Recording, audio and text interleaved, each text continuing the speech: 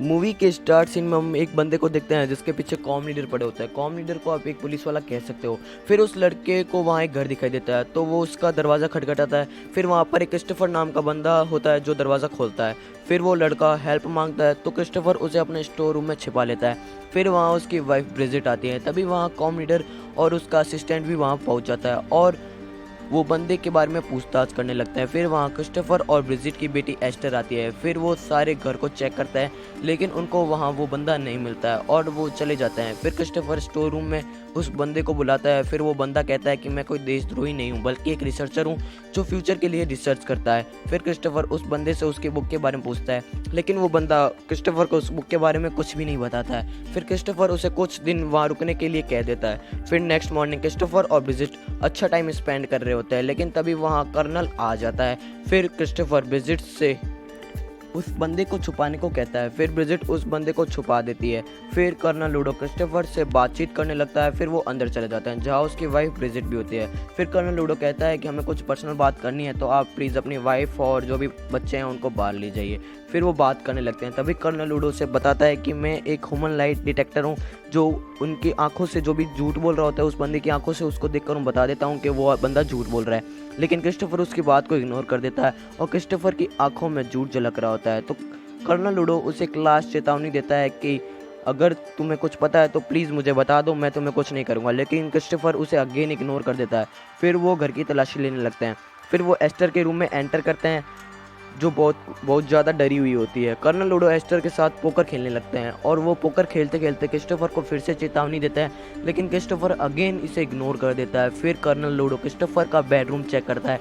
फिर वहाँ ऊपर वो बंदा उनकी बातें की सुन रहा होता है। कर्नल लूडो और जो क्रिस्टोफर होता है उनकी बातें वो सुन रहा होता है और जब वो अपने पैर पीछे कर रहा होता है तो उससे गलती से एक शोपीस गिर जाता है और नीचे कर्नल लूडो को आवाज़ आ जाती है और वो छत में गोलियां चलाता है और वो बंदा मर जाता है। फिर कर्नल लूडो क्रिस्टोफर और उसकी वाइफ को भी मार देता है। फिर वो उसकी बेटी को मारने जाता है लेकिन उसकी बेटी वहाँ से बुक लेकर भाग रही होती है। फिर कर्नल उसे शूट भी कर देता है लेकिन फिर भी वो भाग जाती है। फिर वो भागती भागती एक टॉय शॉप में एंटर करती है जहाँ पर उसे एक बूढ़ा बंदा दिखाई देता है जिसे एस्टर बुक दे देती है और वहीं पे एस्टर अपना दम तोड़ देती है और वो मर जाती है। फिर वो बूढ़ा बंदा जिसका नाम ब्लडहाउंड रहता है वो एस्टर को कब्र में दफना देता है। नेक्स्ट मॉर्निंग वो अपनी शॉप ओपन करता है जहां हम देखते हैं कि वो खुद ही टॉय बनाता था और उन्हें सेल करता था लेकिन उसके बिल्कुल भी बिक्री नहीं होती थी जिस कारण उसके शॉप में काम करने वाली लड़की को भी ब्लडहाउंड पैसे नहीं दे पाता था। वो उस लड़की को अपनी बेटी की तरह रखता था।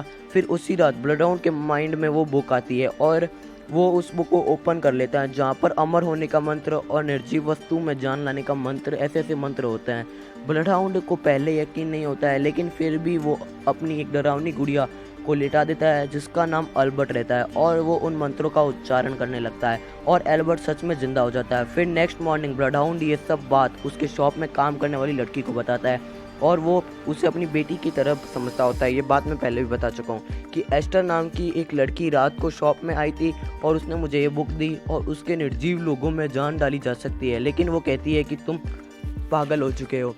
फिर ब्लडहाउंड एल्बर्ट को बोलने को कहता है लेकिन एल्बर्ट कोई एक्टिविटी नहीं करता जिस कारण वो सोचती है कि ब्लडहाउंड को रेस्ट करने की ज़रूरत है। फिर वो लड़की शॉप की सफाई करने लगती है लेकिन तभी उसको किसी एक के चलने की आवाज़ आती है और वो कोई और नहीं बल्कि अल्बर्ट होता है। अल्बर्ट पेंसिल लेकर उस लड़की को मारने लगता है लेकिन तभी ब्लडहाउंड आ जाता है और अल्बर्ट को डांटने लगता है और कहता है कि वो हमारी दोस्त है। फिर अल्बर्ट वहाँ से चला जाता है लेकिन वो लड़की ब्लडहाउंड से कहती है कि वो यहाँ काम नहीं करेगी क्योंकि वो अपनी जान जोखिम में डालकर यहाँ काम नहीं करना चाहती और तुम मुझे तनख्वाह भी नहीं देते हो और वो ब्लडहाउंड की जॉब छोड़ देती है।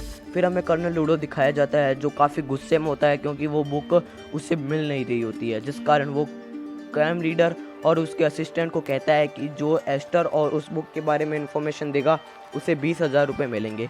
फिर दूसरी तरफ हम ब्लडहाउंड को देखते हैं जो काफ़ी दुखी होता है क्योंकि उसके काम करने वाली लड़की जो उसकी बेटी जैसी होती है वो शॉप को छोड़ देती है। फिर ब्लडहाउंड उस बुक को हाथ में लेता है और 2 डॉल और जिंदा कर लेता है और अल्बर्ट से कहता है कि अब हमारी फैमिली होगी।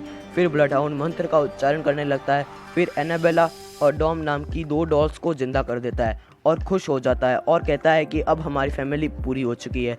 दूसरी तरफ हमें कर्नल लूडो को देखते हैं और वहाँ पर कैम्प लीडर भी होता है कम लीडर कर्नल लूडो से कहता है कि एक लड़की आई है जिसे बुक के बारे में काफ़ी कुछ पता है। तो कर्नल लूडो उस लड़की को बुलाता है और वो वही लड़की होती है जो ब्लडहाउंड के शॉप में काम कर रही होती है। वो पैसे के लिए अपना मुंह खोल लेती है।